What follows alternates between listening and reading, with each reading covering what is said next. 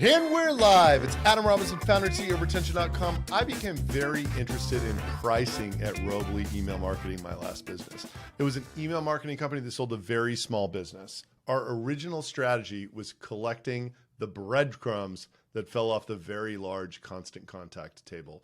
Our original pitch was leading with a 50% off price offer, which meant we started selling subscriptions at around $15 a month. If you're not in SaaS, I will tell you that is an incredibly difficult thing to build a SaaS business around. So much so that Gail Goodman, actually the CEO of Constant Contact, the former CEO, has a presentation on the internet that you should watch called The Slow SaaS Ramp of Death.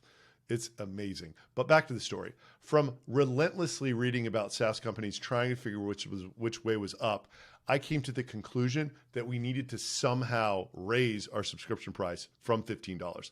I had read many books and many studies on pricing, and I decided to do an experiment. Instead of offering one plan for $15, we offered 3 plans. We still had the $15 plan, but we offered a middle plan for $22, and we offered a top tier plan for $60, 60. But put a most popular box around the $22 plan in the middle, and we threw it out there. Here's the fun part.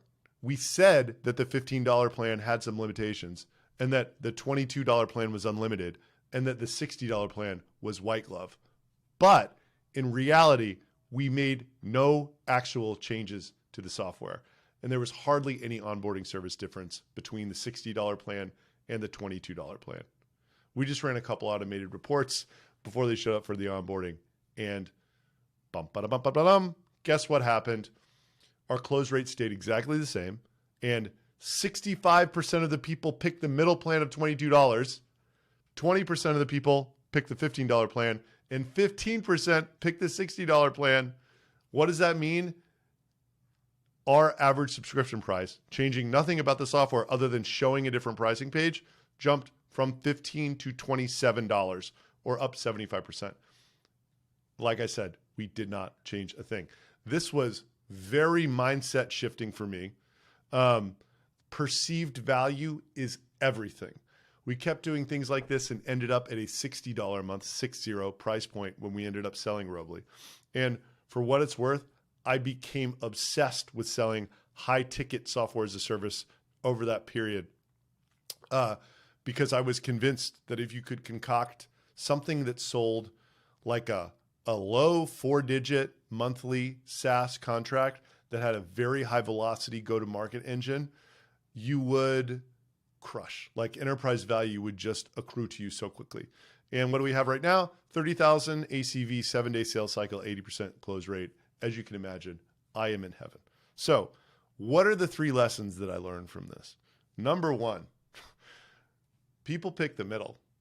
They just will. If you give them 3 options, most people will pick the middle. Anyone who's ever done this will be nodding their head right now. That's right. People pick the middle. And by the way, if you're selling one plan and you have an SMB SaaS, you should just add 3. Number 2, perceived value rather than actual value when you're closing somebody is literally everything.